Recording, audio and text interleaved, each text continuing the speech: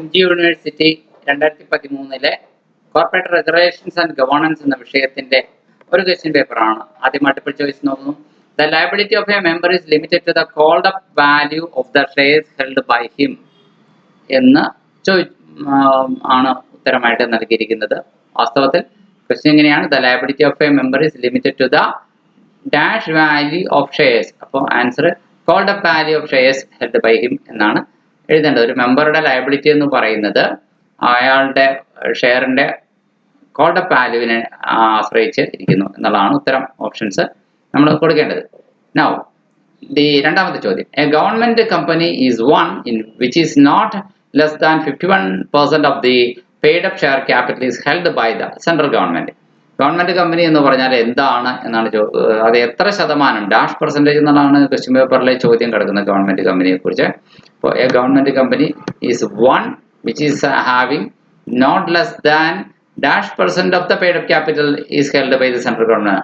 51% കുറയാത്ത ഓഹരികൾ കേന്ദ്ര ഗവൺമെന്റിലേക്ക് ആവശ്യമിരിക്കുന്ന കമ്പനി ഗവൺമെന്റ് കമ്പനിയാണ്. കേന്ദ്ര ഗവൺമെന്റ് ആവാം അല്ലെങ്കിൽ സംസ്ഥാന ഗവൺമെന്റ് ആവാം, എന്തായാലും അങ്ങനെ 51% കുറയാത്ത ഓഹരികൾ, ബാക്കി 49% പ്രൈവറ്റ് ആൾക്കാരുടെ കയ്യിലായാലും കുഴപ്പമില്ല. അടുത്ത ചോദ്യം മൂന്നാമത്തെ, private company cannot issue dash to its members. ഒരു കമ്പനിക്ക് എന്താണ് അതിന്റെ മെമ്പേഴ്സിന് ഇഷ്യൂ ചെയ്യാൻ പറ്റാത്തത് എന്നതാണ് നമ്മുടെ ക്വസ്റ്റ്യൻ. ഒരു പ്രൈവറ്റ് കമ്പനിക്ക് ഷെയർ വാറന്റുകൾ ഇഷ്യൂ ചെയ്യാൻ പാടില്ല എന്നുള്ളതാണ് നൽകിയിരിക്കുന്ന ഓപ്ഷൻ അനുസരിച്ച് ശരിയായിട്ടുള്ളത്. ഓക്കെ, പ്രൈവറ്റ് കമ്പനിക്ക് പ്രോസ്പെക്ടസ് ഇഷ്യൂ ചെയ്യാൻ പാടില്ല എന്നൊക്കെ ഉണ്ട്, പക്ഷെ അതൊന്നും ഓപ്ഷൻസിൽ നമുക്ക് നൽകിയിട്ടില്ല. നമുക്ക് നൽകിയിരിക്കുന്ന ഓപ്ഷൻസിൽ ഇവിടെ share certificate, share warrant, share document, certificate of incorporation, ഇതൊക്കെയാണ്. അതിൽ ഷെയർ വാറന്റ് ആണ് പ്രൈവറ്റ് കമ്പനി അതിന്റെ മെമ്പർമാർക്ക് കൊടുക്കാൻ പാടില്ലാത്തത്. തന്നെ അടുത്ത നാലാമത്തത്, the minimum number of members in A public company is dash. ഒരു പബ്ലിക് കമ്പനിയിലെ അംഗങ്ങളുടെ മിനിമം എണ്ണം എത്രയാണ്? മിനിമം 7 ആണ് പബ്ലിക് കമ്പനിയിൽ, പ്രൈവറ്റ് കമ്പനിയിൽ മിനിമം 2 ആണ് എന്നൊക്കെ നമുക്കറിയാം. അഞ്ചാമത്തെ, fill in the blanks, at least dash directors of a public company must retire by rotation. Public കമ്പനിയിലെ മിനിമം എത്ര പേരാണ് റൊട്ടേഷൻ വഴി റിട്ടയർ ചെയ്യേണ്ടത് എന്നുള്ളതാണ് ചോദ്യം. അപ്പോൾ പബ്ലിക് കമ്പനിയിലെ എത്ര ആൾക്കാരാണ് റൊട്ടേഷൻ വഴി റിട്ടയർ ചെയ്യേണ്ടത് എന്നുള്ളതാണ് നമ്മൾ പറയേണ്ടത്. At least 2/3 directors of a public company must retire by rotation എന്നുള്ളതാണ് പറയുന്നത്. ഇനി ആറാമത്തെ ചോദ്യം ഇതാണ്.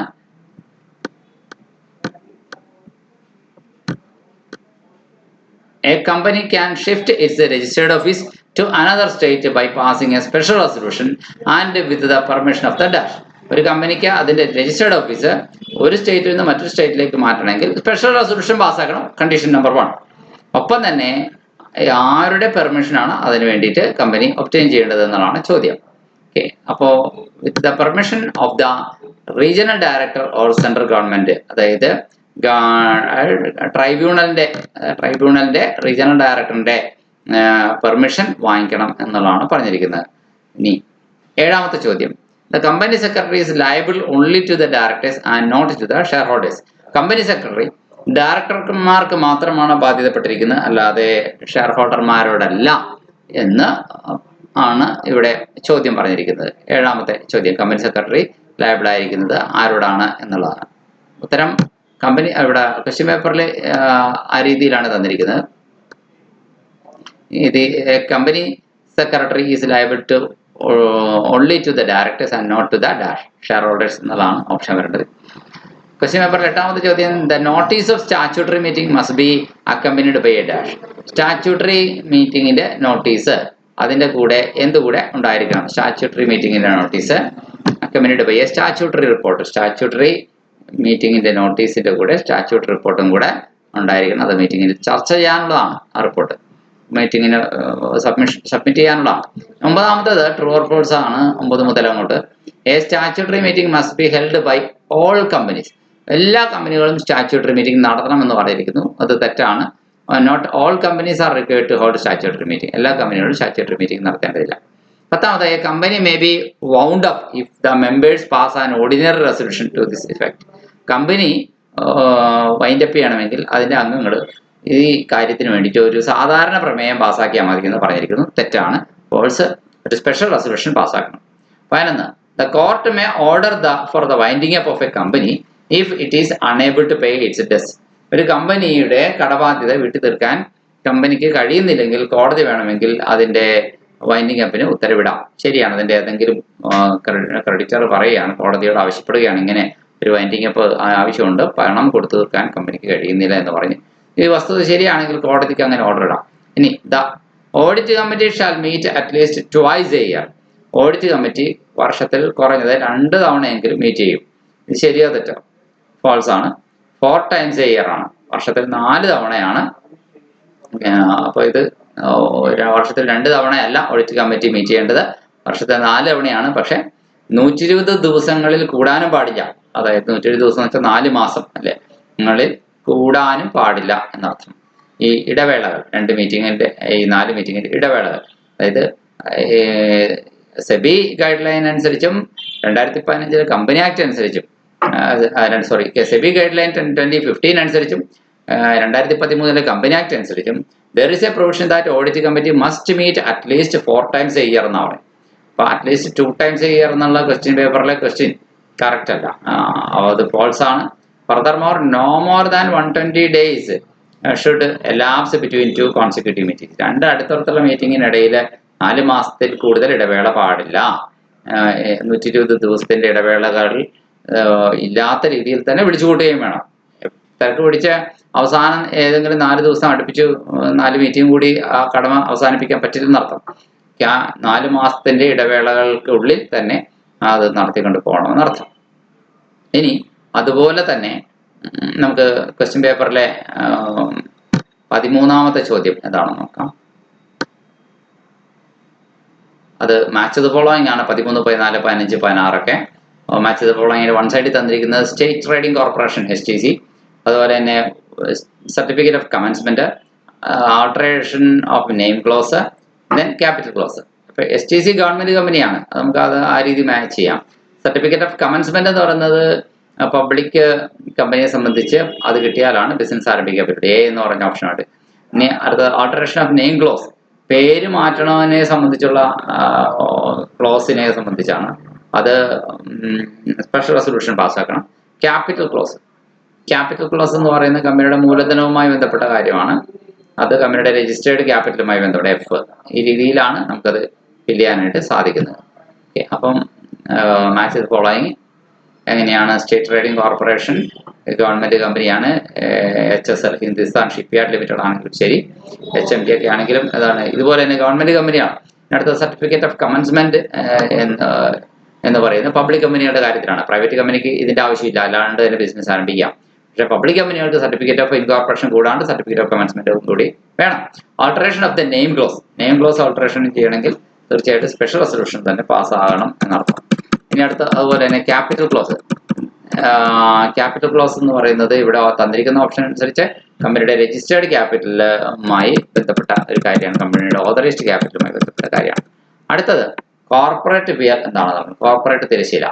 17ാമത്തെ ചോദ്യം. Corporate veil often refers to as corporate is a legal concept that separates a corporation or company identity from its shareholders and or owners. കമ്പനിയുടെ ഐഡന്റിറ്റിനെ അതിന്റെ ഷെയർഹോൾഡേഴ്സിനും ഓണേഴ്സിനും വേർതിരിക്കുന്ന ഒരു സെപ്പറേഷൻ ആണ്, നിയമപരമായ ഒരു വേർതിരിവെന്ന് വേണമെങ്കിൽ പറയാം. അതിന്റെ അർത്ഥം it is a metaphor that describes the distinction between company's actions and those of its individual members. കമ്പനിയുടെ പ്രവർത്തനങ്ങളും അതിന്റെ വ്യക്തിഗതമായ അംഗങ്ങളുടെ പ്രവർത്തനങ്ങളും തമ്മിലുള്ള വേർതിരിവ് അത് വ്യക്തമാക്കുന്നു. അതായത് ഷെയർ ഹോൾഡേഴ്സ്, ഡയറക്ടേഴ്സ്, ഓഫീസേഴ്സ് ഇതൊക്കെ ഇൻഡിവിജ്വൽ മെമ്പേഴ്സാണ്. ഈ ഇൻഡിവിജ്വൽ മെമ്പേഴ്സിന്റെ പ്രവർത്തനവും കമ്പനിയുടെ പ്രവർത്തനവും തമ്മിലുള്ള വേർതിരിവാണ്. This separation provides limited liability protection, അതായത് പരിമിത ബാധ്യത എന്ന ഒരു സംരക്ഷണം ഈ ഇൻഡിവിജ്വൽസിന്, ഷെയർ ഹോൾഡേഴ്സിനും ഡയറക്ടേഴ്സിനും ഓഫീസേഴ്സിനും ഒക്കെ ലഭിക്കുന്നുണ്ട്. കാരണം അവരുടെ പേഴ്സണൽ പ്രോപ്പർട്ടിയിൽ നിന്ന് കമ്പനിയുടെ റിസ്ക്, കമ്പനിയുടെ പ്രശ്നങ്ങൾക്ക് പണം പിടിക്കുന്നതല്ല, അതാണ് പറഞ്ഞു വരുന്നത്. അപ്പൊ അവർക്ക് ഈ കോർപ്പറേറ്റ് വിവേലിന്റെ ഉള്ളിൽ അവരെല്ലാം സുരക്ഷിതരാണ്. Meaning that company's debts, liabilities and obligations are generally not the personal responsibility of its owners or shareholders or officers.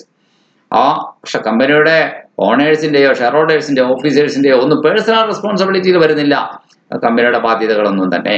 എന്താണ് ഈ കോർപ്പറേറ്റ് വിയൽ ഇങ്ങനെ വെച്ചിരിക്കുന്നതിന്റെ പർപ്പസ് എന്താണ്? കോർപ്പറേറ്റ് വിയൽ സർവ്സ്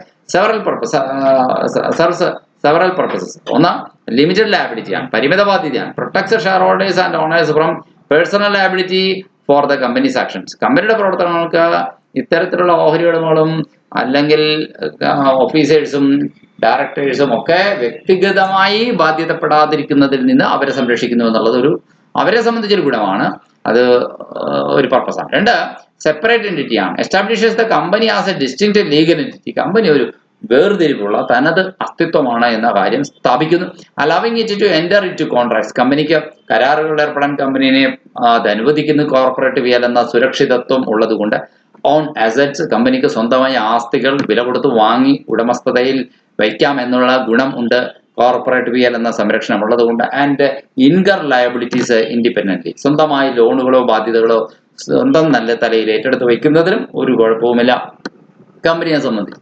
ഇനി ബിസിനസ് ഫ്ലെക്സിബിലിറ്റി എന്ന് പറഞ്ഞൊരു ഗുണവും കൂടി ഇതിനകത്തുണ്ട്. It enables companies to operate and make decisions without directly implicating their owners or shareholders. അതായത് ഫ്രീ ആയിട്ട് ഓണേഴ്സിനെയോ ഷെയർ ഹോൾഡേഴ്സിനെയോ ഡയറക്റ്റ് ആയിട്ട് ഇംപ്ലിക്കേറ്റ് ചെയ്യാതെ തന്നെ ബിസിനസ് ഓപ്പറേഷൻസ് നടത്തിക്കൊണ്ട് പോകാനുള്ള ഫ്ലെക്സിബിലിറ്റി കമ്പനിക്ക് നൽകുന്നു. അടുത്ത ചോദ്യം, when can the corporate veil be pierce? അപ്പോൾ കമ്പനിയുടെ കോർപ്പറേറ്റ് തിരശ്ശീലയെ ഒരു കോടതിക്ക് അത് പിയേഴ്സ് ചെയ്യാൻ കഴിയും. എന്ന് വെച്ചാൽ അത് കുത്തിത്തുളച്ച് പൊട്ടിക്കാൻ കഴിയും. In certain circumstances courts may pierce the corporate veil and hold individuals personally liable for the company's actions. അങ്ങനെ വ്യക്തിഗതമായ ബാധ്യത ഈ പറഞ്ഞ കമ്പനിയുടെ ഷെയർ ഹോൾഡേഴ്സിനും ഓഫീസേഴ്സിനൊക്കെ വരാൻ സാധ്യതയുണ്ട്. അപ്പോൾ എപ്പോഴാണ് അത് ഒരു ഫ്രോഡ് അല്ലെങ്കിൽ റോങ്ഫുൾ കണ്ടക്ട് ഉണ്ടാകുമ്പോൾ, ഒരു ഇന്നാഡിക്വേറ്റ് ക്യാപിറ്റലൈസേഷനോട് വരുമ്പോൾ, കമ്പനീസ് അണ്ടർ ക്യാപിറ്റലൈസ്ഡ്, കമ്പനിക്ക് വേണ്ടത്ര പ്രവർത്തന മൂലധനം ഇല്ലാതെ കമ്പനി ഓടിക്കൊണ്ടിരിക്കുന്നു എന്ന് തോന്നുന്ന സമയങ്ങൾ, or fails to maintain separate finance maintain ചെയ്യുന്നതിൽ കമ്പനി പരാജയപ്പെട്ടാൽ. Failure to follow corporate formalities. Company corporate ഫോർമാലിറ്റികൾ ഫോളോ ചെയ്യുന്നതിൽ പരാജയപ്പെട്ടാൽ. Company neglects to follow proper corporate procedures. അങ്ങനെയൊക്കെ ആണെങ്കിൽ by maintaining the corporate veil, corporate തിരശ്ശീല മെയിൻറ്റെയിൻ ചെയ്യുന്നതിലൂടെ companies can protect their owners and shareholders from unnecessary liability. Company അതൊക്കെ അതിന്റെ ഓണേഴ്സിനെയും share ഹോൾഡേഴ്സിനെയും unnecessary ലയബിലിറ്റിയിൽ നിന്ന് പ്രൊട്ടക്ട് ചെയ്യാൻ സാധിക്കും. And ensure A clear distinction between companies actions. കമ്പനിയുടെ പ്രവർത്തനങ്ങൾക്കും and those of individual members, വ്യക്തിഗത അംഗങ്ങളുടെ പ്രവർത്തനങ്ങൾക്കും തമ്മിൽ ഒരു വ്യക്തമായ വേർതിരിവ് ഉണ്ടാക്കാൻ കഴിയും. State any 2 key rights of shareholders in a company. ഒരു കമ്പനിയുടെ ഷെയർ ഹോൾഡേഴ്സിന്റെ 2 പ്രധാനപ്പെട്ട അവകാശങ്ങൾ എന്തൊക്കെയാണ്? Right to receive dividends. Dividend കിട്ടാനുള്ള right. Shareholders are entitled to receive a portion of the company's profits in the form of dividends. കമ്പനിയുടെ ലാഭത്തിന്റെ ഒരു ഭാഗം ലാഭവിഹിത ഓഹരി എന്ന രീതിയിൽ കിട്ടാനുള്ള അവകാശം ഓഹരി ഉടമകൾക്കുണ്ട്.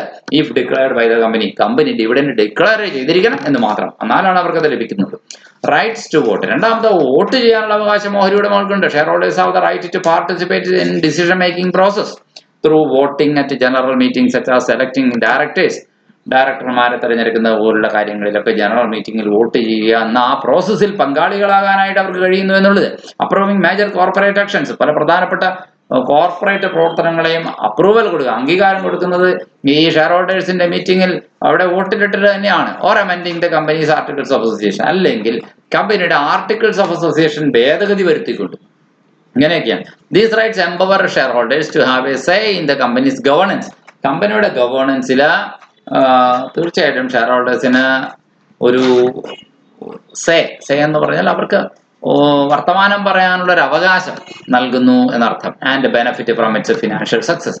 അങ്ങനെ കമ്പനിയുടെ സാമ്പത്തിക നേട്ടത്തിന്റെ ഗുണഭോക്താക്കളാകാനായിട്ടും അവർക്ക് കഴിയുന്നു. 19ാമത്തെ ചോദ്യം, ഗവൺമെന്റ് കമ്പനി എന്നാണ്. A company is defined as a company where not less than 51% of the paid share capital is held by the central government. കണ്ടോ, കമ്പനി ഗവൺമെന്റ് കമ്പനിയാണെന്ന് പറയണമെങ്കിൽ 51% കുറയാത്ത ഓഹരികൾ ഗവൺമെന്റിന്റെ കൈവശം ഉണ്ടായിരിക്കണം എന്നുള്ള അർത്ഥം ആണ്. 51% കുറയാത്ത ഓഹരികൾ സെൻട്രൽ ഗവൺമെന്റ് കയ്യിൽ, അല്ലെങ്കിൽ ഏതെങ്കിലും സ്റ്റേറ്റ് ഗവൺമെന്റിന്റെ കയ്യിൽ, അല്ലെങ്കിൽ സെൻട്രൽ ഗവൺമെന്റും state, partially by central government and partially by any one or more state governments, അങ്ങനെയും ആകാം. This definition according to section 245 of the companies act 2013, 2013 company act വകുപ്പ് 245 ക്ലോസിൽ പറയുന്നു. Additionally a company that is a subsequent subsidiary of a government company is also considered as a government company. ഒരു government കമ്പനിയുടെ കീഴിലുള്ള subsidiary കമ്പനിയെയും government കമ്പനിയെ പരിഗണിക്കാമെന്ന് പറയുന്നു. Government കമ്പനിയുടെ കീ ഫീച്ചേഴ്സ് എന്തൊക്കെയാണ്? Registration. Government companies are registered under the companies act. Company act പ്രകാരം government കമ്പനികൾ രജിസ്റ്റർ ചെയ്യപ്പെടുന്നു. Ownership only or partly owned by the government. ഇതിന്റെ ഉടമസ്ഥത പൂർണ്ണമായ ഭാഗികമായ ഗവൺമെന്റിന്റെ ആണ്. ഓപ്പറേഷൻ ഓപ്പറേറ്റ്സ് ഇൻഡിപെൻഡന്റ്ലി, സ്വതന്ത്രമായാണ് ഇത് ഓപ്പറേറ്റ് ചെയ്യുന്നത്.